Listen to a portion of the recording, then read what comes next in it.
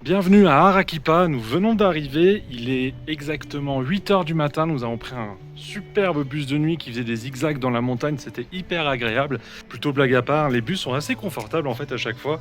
C'est le deuxième bus de nuit qu'on prend et on arrive à dormir, c'est pas non plus l'enfer et bon, par moment le conducteur conduit un petit peu comme un fou, mais au moins on arrive à l'heure à chaque fois et donc ça c'est assez agréable. Donc on vient d'arriver, on se dirige actuellement vers la Plaza de Armas. Il y en a une à chaque fois dans toutes les villes, donc c'est pas compliqué.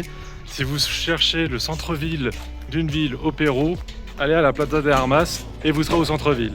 Donc on s'y dirige, on voyage ensemble et on découvre cela. La ville d'Arequipa est importante pour le Pérou. En effet, forte de plus d'1 million d'habitants, elle est la deuxième ville économique et politique du pays. Avec son relief particulier, la ville entourée de 3 volcans a plusieurs surnoms. Elle est surnommée la ville blanche, je pense qu'il n'y a pas besoin d'expliquer pourquoi, mais également le lion du sud.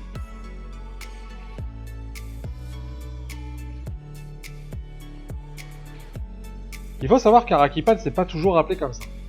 Je suis désolé, je vais détruire son nom en espagnol, mais au moins vous aurez la petite histoire. Au départ, quand elle est fondée en 1540, la ville s'appelle Villa Hermosa de Nuestra Señora de la Usunta de Arequipa. Voilà, bon, on voit que je me suis pas trop amélioré. Mais elle est renommée un an plus tard, en 1541, par Charles V, Charles Quint.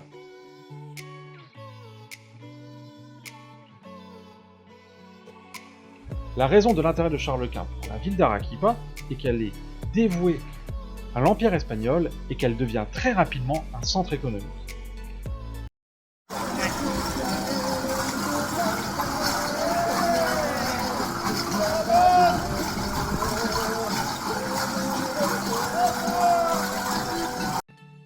On se retrouve le lendemain, alors on a un petit peu marché, on est retourné à la place des Armas.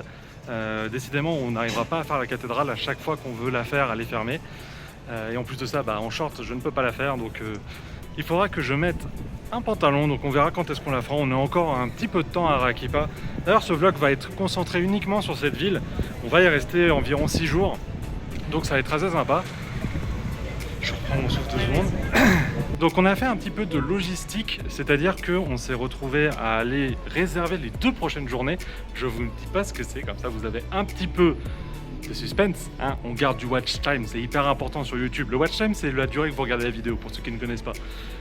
Et donc là aujourd'hui, notre journée elle va être encore visiter le centre, parce qu'on n'a pas tout fait, et surtout aujourd'hui on va visiter un couvent. Un couvent qui est en plein centre de Arequipa, et donc c'est parti, on visite le couvent ensemble. Il faut savoir que ce couvent est le plus grand couvent du monde, avec sa superficie de plus de 20 000 mètres carrés. C'est également l'édifice religieux le plus important du Pérou.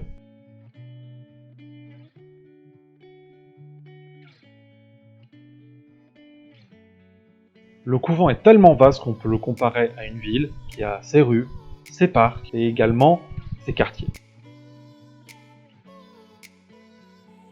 Les chambres des bonnes sœurs étaient appelées des cellules.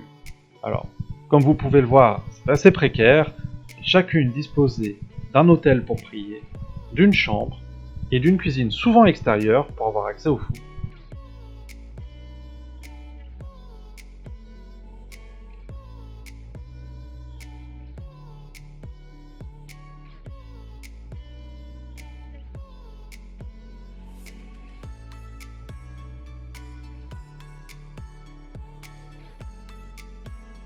Le couvent fondé en 1540 a hébergé jusqu'en 1970 450 religieuses qui étaient coupées entièrement du monde extérieur jusqu'en 1970 et après cela, elles auront le droit de vivre avec le monde extérieur.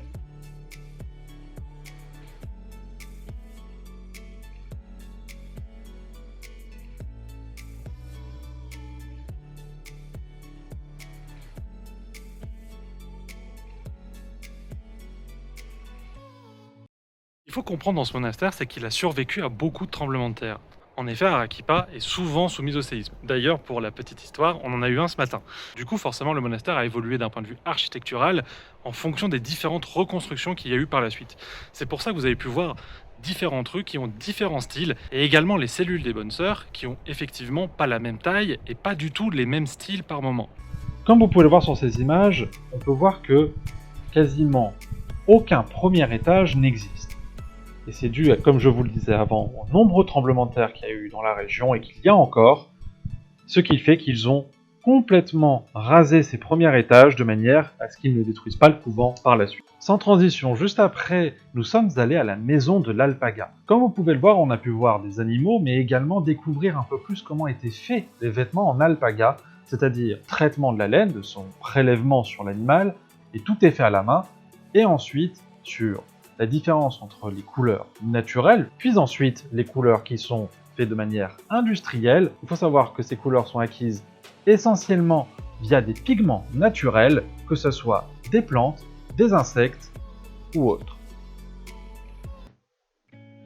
Comme je vous l'avais dit plus tôt dans la vidéo, nous avions booké les 2 prochains jours où nous allions faire des excursions.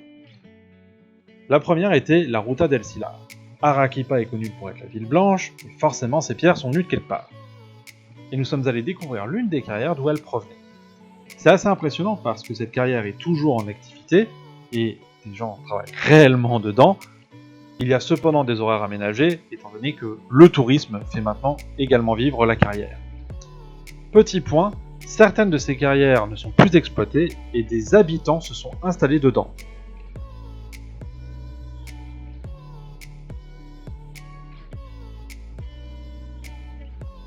Tourisme oblige toujours, ils ont créé des petites statues pour amuser les touristes. Je vous les présente. Le Père Noël, Joe qui aime plutôt être comme ça, l'avion, l'Indien, le banjo, le mec qui fait peur, un magnifique pont qui était superbe, et ensuite on découvre un rat, un aigle, Melchior, Balthazar, oui c'est le thème de Noël, c'est pour ça que là je ne sais pas pourquoi je filme mes pieds et parce que j'étais perdu.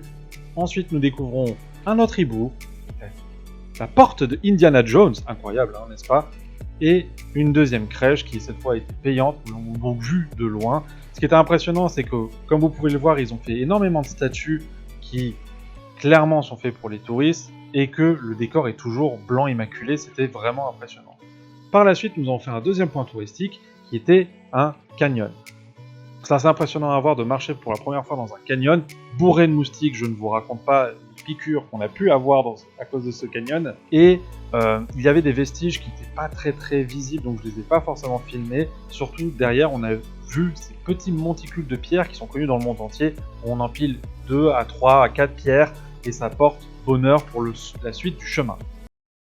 On se lève de bonne heure aujourd'hui, il est 5h30 du matin. Alors après, j'ai envie de vous dire que c'est le rythme qu'on a déjà. Je ne sais pas si c'est parce qu'on est encore décalé au final et qu'on ne s'est jamais mis au bon rythme. Mais généralement, on se lève vers 5h40, 6h du matin et on se couche vers 20h, 21h. Je m'effondre toutes les nuits, hein, clairement. Et donc là, on est parti pour faire une excursion, alors qui est assez loin, c'est-à-dire qu'on aura 3 heures de route aller et 3 heures de route retour pour aller observer une saline, donc c'est-à-dire une grande étendue de sel, un lac qui se retire chaque année et qui laisse énormément de sel, et qui d'ailleurs est exploité sur la route. Il n'y aura pas que du paysage, on va normalement voir également des petites choses. J'ai pas le détail en tête, on va découvrir ça ensemble. C'est parti pour cette excursion. Lors de notre première excursion, nous nous arrêtons pour observer 2 volcans qui sont aux abords d'Arequipa. Le premier est le volcan Misti, et le deuxième est le volcan Pichu Picchu. D'ailleurs, si vous observez bien le volcan Pichu Picchu, vous pouvez observer un homme qui dort sur un oreiller, les 2 mains croisées. Je vous laisse trouver tout seul, et vous verrez qu'une fois que vous l'aurez vu, on ne voit plus que ça. Par la suite, nous avons pu nous arrêter dans un petit village qui présentait une petite place assez mignonne, mais surtout une église au style Inca et baroque mélangés. C'est assez impressionnant d'ailleurs de voir que c'était toléré à l'époque, c'est-à-dire d'avoir une église qui avait des symboliques Inca dessus. Comme le disent les habitants, on appelle ça l'assimilation culturelle. Donc là, comme vous pouvez le voir, nous sommes au milieu d'un lac asséché qui fournit en sel en fait une partie de la région et qui est exploité une partie de l'année. C'est-à-dire à partir du moment où l'eau s'est déversée pendant toute une saison et va après s'assécher et laisser les minéraux. Vous voyez que je parle assez lentement et haute parce qu'on est à plus de 4000 mètres d'altitude. Donc c'est assez rassurant parce qu'on n'a pas le mal des montagnes tous les deux, mais le manque d'oxygène se fait quand même ressentir. Et donc voilà, on fait des petits pas et on parle lentement et c'est vachement impressionnant. Je vous laisse savourer. Par la suite, nous avons fait un petit bout de route et sur le chemin, on a pu voir nombre d'animaux, notamment des lamas et des vicuñas. Ces animaux proches du chameau qui vivent à haute altitude et c'était assez impressionnant, mignon pour Valentine de les voir. Par la suite, nous avons fait des sources thermales, sources chaudes à plus de 4500 mètres d'altitude. Il y avait un volcan d'eau douce, je n'avais jamais vu ça de ma vie, et des sources d'eau chaude dans lesquelles nous avons pu nous baigner, notamment celle-ci que vous pouvez voir sur les images. Je ne me suis pas filmé dans l'eau tenant à mon portable, sinon vous n'auriez plus d'images du reste du voyage. Le lendemain, nous nous en allions pour Colca. Colca, qu'est-ce que c'est? C'est un canyon où on est censé faire une randonnée et voir énormément de condors. Ça nous a d'ailleurs été vivement conseillé par quelqu'un qui nous a rejoint au cours de notre voyage. Et donc, comme je vous le disais, des personnes nous ont rejoints pendant le voyage. Et pour éviter que ces personnes restent numéro 1 et 2 dans vos têtes, il faut que je vous les présente. Lui, c'est Basile. Il a beaucoup de passion dans la vie. La numéro 1, c'est l'alcool. La numéro 2, c'est l'alcool. La numéro 3, c'est l'alcool. Non, plus sérieusement, c'est quelqu'un qui est fort de ses convictions. D'ailleurs, quand je lui ai demandé d'être le témoin de mon mariage, il a tout de suite refusé. Et résultat. Elle, c'est Pauline. Et elle n'est pas en couple avec Basile pour rien, car elle a aussi 3 passions. Le stress, la panique, et enfin le désespoir. Non, plus sérieusement, Pauline, c'est quelqu'un qui est toujours partante, quelle que soit l'heure, et ça fait extrêmement plaisir à voir. Regardez. Les verres, ils sont bien. Coucou, et nous sommes dans une maison. Après un bon petit déjeuner, il était temps pour nous de prendre la route pour le fameux canyon de Colca et cette randonnée. Alors, les paysages sont somptueux, on a notamment pu traverser dans un premier temps la ville, par la suite commencer à arriver sur des hauteurs et notamment avoir une belle vue sur le canyon. Ce qui est impressionnant, c'est surtout à quel point on est descendu. Il faut savoir que la randonnée que nous avons fait a duré 5 heures et c'était 5 heures de pure descente. C'est vraiment raide pour le coup à certains endroits. Et on n'avait pas anticipé que ça serait aussi technique, c'est-à-dire que vous n'aviez pas vraiment un chemin en bitume et autres, ce qui était plus agréable, on avait un vrai sentier de cailloux. Et le problème des cailloux, c'est qu'en descente, ça glisse. Et par conséquent, ça a demandé quand même pas mal d'efforts, surtout que on était parti un peu plus tard que prévu, c'est-à-dire vers 9h, 10h du matin, et le soleil commençait vraiment à se faire sentir. Et donc on était vraiment content d'arriver, mais ça a forcément entraîné quelques doutes de mon côté, notamment sur qu'est-ce que je faisais le lendemain, comment est-ce que j'allais remonter tout ça, et ça a donné cette situation-là. De notre superbe descente, bon, il est 6h du matin, c'est fermé ici, mais on a un superbe cadre de vue. Alors la question s'est posée de si on faisait la montée avec Valentine et qu'on suivait nos 2 acolytes qui sont arrivés il y a 2 jours. Et on a décidé que c'était plus prudent que je ne la fasse pas parce que je pense que je n'ai pas encore le niveau pour faire ça. On parle quand même là de monter pendant 8 heures une montée et si j'explose en plein vol et que je suis trop fatigué, que j'arrive plus à bouger, j'ai plus d'énergie, ce qui a pu nous arriver, je vous mets 2 extraits. Je suis mort. Si j'étais dans cet état-là à la moitié de la randonnée, comment on fait?